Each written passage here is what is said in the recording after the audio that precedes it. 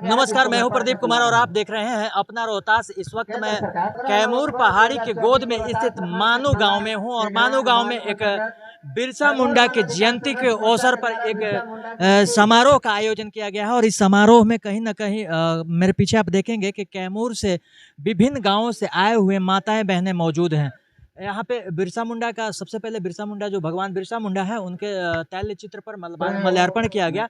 और यह कार्यक्रम कैमूर वन अधिकार संघर्ष मोर्चा के बैनर तले एवं कैमूर वन अधिकार संघर्ष मोर्चा कैमूरांचल संगठन कमेटी के बैनर तले यह कार्यक्रम किया जा रहा है। कहीं ना कहीं कैमूर वासियों को वन अधिकार जो अभी वर्तमान समय में 2023 22-23 चल रहा है उससे जो भी इन जो वनवासी हैं इनको जो कष्ट हो रहा है उस पे यहाँ पे संगठन पे विस्तार से चर्चा की गई और लोगों को एक जानकारी भी दी गई। उसके बाद लोगों से द्वारा मांग भी किया गया कि 2006 जो कानून था उसको वापस लाया जाए और जो वन अधिकार इनको मिलना चाहिए, जो वन में जो संपदा है, फसल है, फूल है, फल है, जो भी वन संपदा है, जिनको सूखी लकड़ियां चुनने का है, ये अधिकार इनको मिलना चाहिए। इन तमाम चीज़ों पर ये कैमूर वन अधिकार संघर्ष मोर्चा के बैनर तले यह सभा का आयोजन किया गया है। जिस तरह से यहाँ पे सभा का आयोजन किया गया, कैमूर के दूर दूर से लोग पहुँचे हुए हैं। निश्चित तौर पे इनके हित में बात की गई। और चलते हैं हम जो राष्ट्रीय सचिव के पद पे दिल्ली से आए हुए हैं मित्तल साहब, उनसे हम बात करेंगे और जानेंगे कि आखिर इस सभा में क्या क्या हुआ और तमाम तरह के सवालों से हम उनको उनके जवाब को इच्छा रखेंगे। आज जो यहाँ पर कैमूर बाघ अभयारण्य की घोषणा की गई है केंद्र सरकार द्वारा और राज्य सरकार के कहने पे की गई है, उसमें जो योजना है कि सारे मनुष्य की जितनी बस्तियाँ हैं उन सबको उजाड़ दिया जाएगा। और इस तरह से 55-56 बाघ अभयारण्य जो है इन्होंने तय किए हैं। सन 70 के बाद इन्होंने तय करने शुरू किए हैं, जो असल में पर्यटन और मनोरंजन के केंद्र हैं, जो अति धनाढ़ लोग हैं उनके लिए।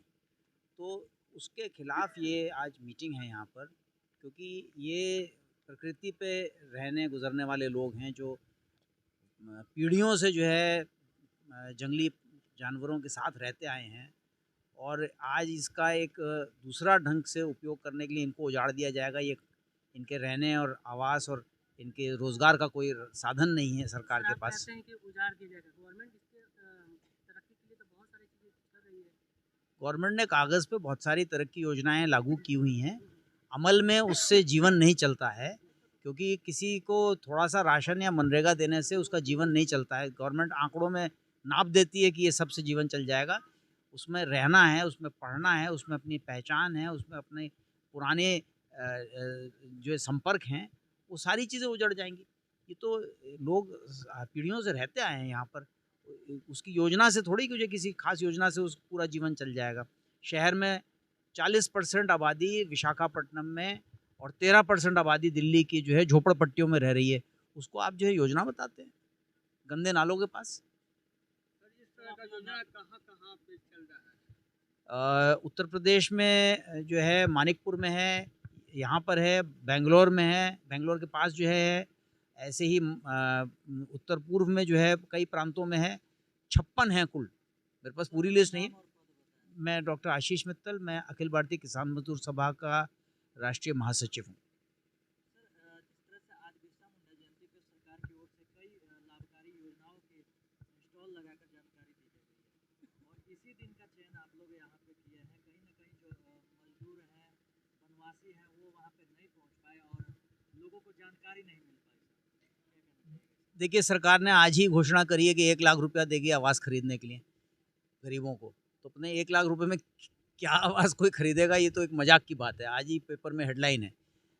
वास्तव में जो भारत एक प्रकृति के साथ जुड़ा हुआ देश है, सन 70 में 27% जीडीपी यहाँ से पैदा होता था, क्योंकि प्रकृति पर आधारित जो पैदावार थी उसके आधार पर जो है बहुत सारी हस्तकलाएं हैं और कारीगरियाँ थीं, जिसके आधार पर भारत आर्थिक रूप से विकसित था। सोने की चिड़िया कहा जाता था। आज सारा उजाड़ा जा रहा है। कॉरपोरेट मॉडल ऑफ डेवलपमेंट है, बड़ी बड़ी सड़कें, बड़े बड़े वाहन और बड़े बड़े ब्रांडेड जो है पैकेट में खाने, जिसको जो है गरीब आदमी एक लकड़ी पर टांग कर जो बेचता है, ये जीवन बन गया है। कटु सवाल है लेकिन उसको लोगों तक पहुँचाना जरूरी है। कुछ लोगों का आरोप होता है कि आप राजनीतिक रोटी सेकने के लिए इस तरह का कार्यक्रम चलाते हैं और भोले भाले जनता वनवासियों ये वनवासियों को बचाने की बात है। अगर हम ऐसा करेंगे तो हमें जो है दोषी ठहराया जाना चाहिए। ये तो गाँव को बसाने और बचाने का सवाल है। शिक्षा की बात कर रहे हैं, आवास की बात कर रहे हैं, बिरसा मुंडा की मूर्तियाँ स्थापित करने की बात कर रहे हैं, प्रकृति की रक्षा की बात कर रहे हैं, ट्रेंच खोदकर जो है वर्षा को सुरक्षित करने की बात कर रहे हैं, जानवरों को सुरक्षित करने की बात कर रहे हैं, पशुपालन की योजनाएँ चलवाने की बात कर रहे हैं, इनकी सहकारी समितियाँ बनवा के इनके सामान की, कृषि उत्पादों की बिक्री की और रेट की गारंटी की बात कर रहे हैं। तो ये तो मनुष्य के विकास का सवाल है। इसमें कोई इसमें सर आपने स्पीच में एक कालो देवी का भी जिक्र किया आपने, किसका?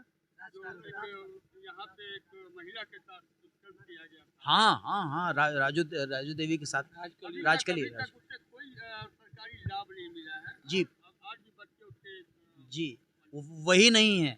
और हमारी लड़कियां हैं, पढ़ी लिखी हैं। मैं तो पिछली बार आया था तो बहुत खुश था। यहाँ पे कुछ लड़कियों ने नर्सिंग के कोर्स कर रखे हैं। ये बहुत अद्भुत बात है कि हमारी बच्चियाँ इतनी आगे बढ़ी हुई हैं। हमें यहाँ पे अस्पताल खुलवाने चाहिए। ये लड़ाई होगी और ये सवाल केवल राजकली का नहीं है, उसके बच्चों का नहीं है। हम लोग तो लड़ ही रहे हैं उस सवाल पर।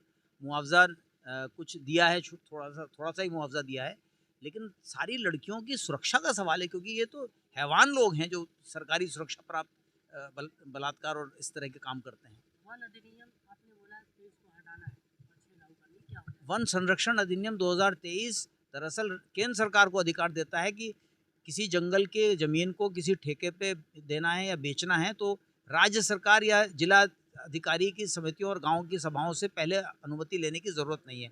पहले सारे कानून थे कि गांव से अनुमति शुरू होगी, तो एक नया कानून बन गया है जिसमें जो है अनुमति के बिना ऊपर से ही ठेका दे दिया जाएगा। तो उसका विरोध कर रहे हैं।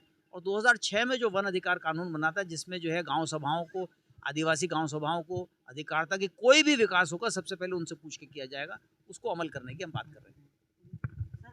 सर एक सवाल कि आपका संगठन जो है वो देश स्तर पे चल रहा है और ऐसे में कई आदिवासी बच्चों को आपकी तरफ से शिक्षा या उच्च शिक्षा या अच्छे पोस्ट ओहदे तक पहुंचाने का प्रयास किया जा रहा है। इसमें कुछ काम किया जा रहा है आपका संगठन? हमारा संगठन उनकी शिक्षा के माध्यम से और उनके आरक्षण की गारंटी के माध्यम से इसकी कोशिश में है कि पद पे, सरकारी ओहदों पर पहुँचें। दिक्कत है कि सरकारी ओहदे ही सारे खत्म कर दिए जा रहे हैं, सबको प्राइवेट में डाला जा रहा है। और प्राइवेट की नौकरी तो आप समझिए 24 घंटे का नौकर है, उसमें तो कोई समय नहीं है, तो उसका विकास का कोई सवाल नहीं है।